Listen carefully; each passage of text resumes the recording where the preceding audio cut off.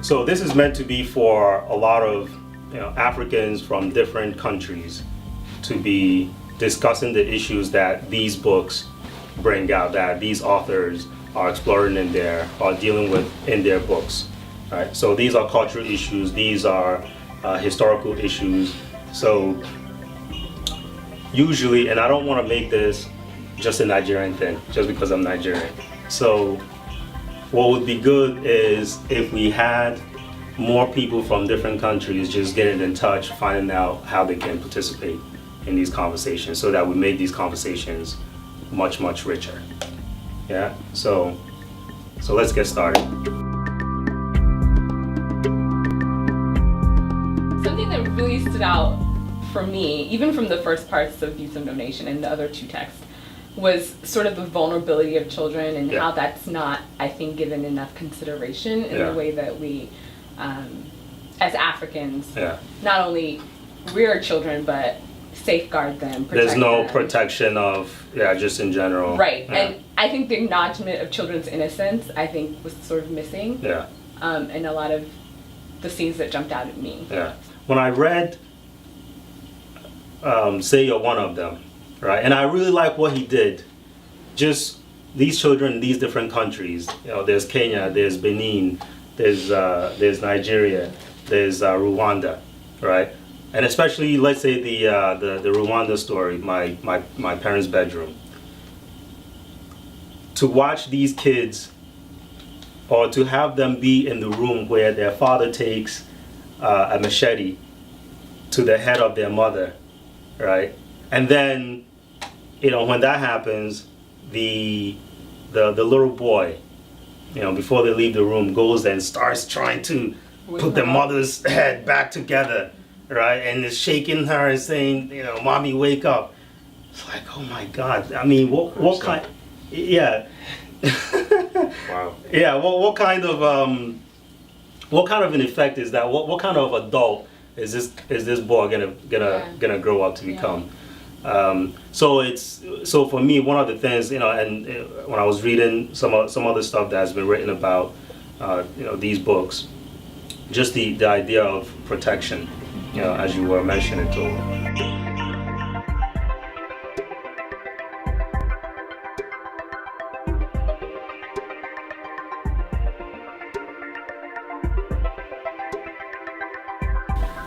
One thing that was mentioned in the book that, I've been growing up as a child in Botswana. You have street kids, right? And they smoke glue. They put it in a milk carton and they smoke glue. Okay, so talk about that. Yeah, talk about it, because I've never seen that until this novel. I never said glue. What? Yeah. When I read the book, That's what suburban white kids do in America. Yeah. Like, what are you talking when I about? read the book and I got to that part, I was like, what? You do this in Kenya? This was so amazing for me because I've seen it before. Okay. We have street kids. Granted, we don't have that many, seeing as our population is like 1.8 million, but we do have street kids, and you always see them, like, they'll be walking down the street, they'll have a milk carton, they open it in half, they put the glue in there, or a milk bottle, and then they put the glue in there, and they just keep. So I could picture it. Because I'd seen how it was done. Yeah. But what I didn't know about smoking glue was the fact that it reduces your feeling of hunger. Yeah. And that just struck me, because when you grow up and you see these kids on the street, you don't want to be like them, and you're judging them. You're sitting there and you're like, yeah, but why are they doing that? Or they're always high on something. And you don't realize that the reason why they're doing it is because they're lacking the basic human necessity, which is food. And you think, no parent is ever going to say to their child, you should smoke any form of drug. Yeah. But the parents give it to them. Yeah. And it's not because the parents are evil. It's because they have nothing else. It is because they have nothing else. And that just struck me so much, because it's like we see everything from our point of view, from our beautiful glass and our painted glasses of what we think is going on out there. But there's more to it than meets the eye. And it going back to my realization that yes, you know, some of us do live sheltered lives, and we're lucky for that. Yeah. Because we don't see the harsh realities of what people actually are going through. And you never really think about it, and it's so easy for us to judge. And it was like, this is why this is done. Yeah. It's not just because it's fun. There was this this quote or paragraph where Sadie and her friend. So Sadie always goes to her friend's house for Christmas, and she goes on vacations with them, and so on and so forth.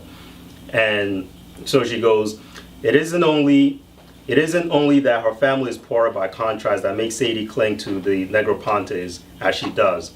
It is that they are weightless, the size, scattered fivesome, a family without gravity, completely unbound, with nothing as heavy as money beneath them, all pulling them down to the same piece of earth, a vertical axis, nor roots spreading out underneath them, with no living grandparent, no history, a horizontal.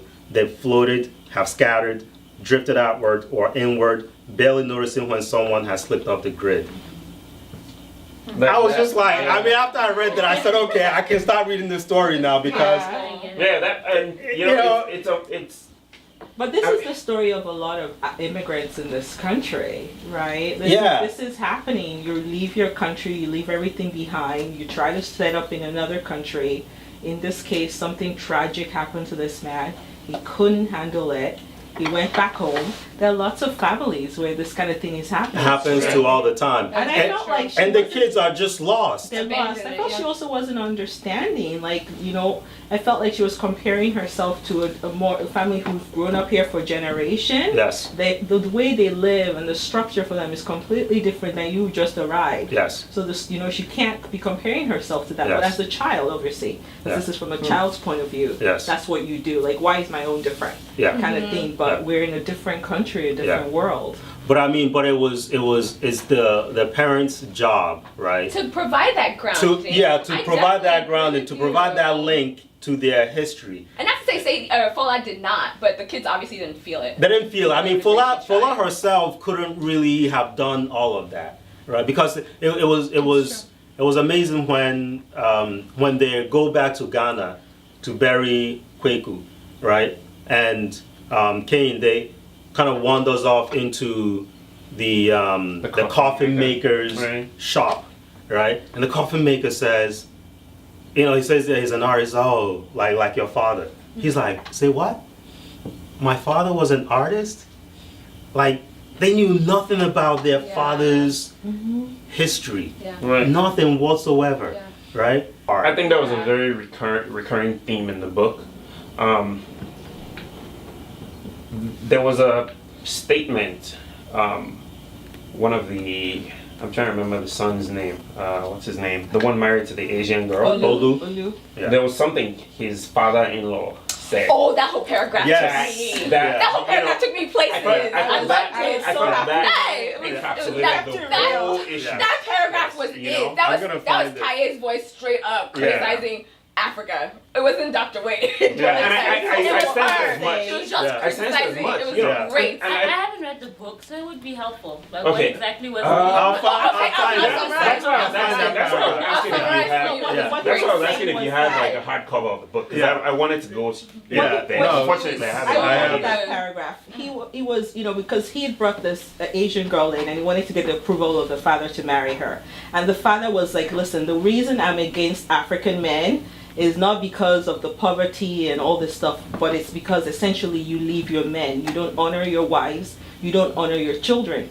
You go on and you have multiple wives, multiple children. Yeah. So how do you expect me to trust you with my daughter? Yeah. Are you going to honor her? Yeah. And I felt like it's a theme that a lot of us, people who are in polygamous family, or people and hear the story, the drama, it's real. This is real stuff. The notion of filial piety, that's something I know Asians really hold that to heart. Yeah. The man is like the stronghold. There's just something about core. family.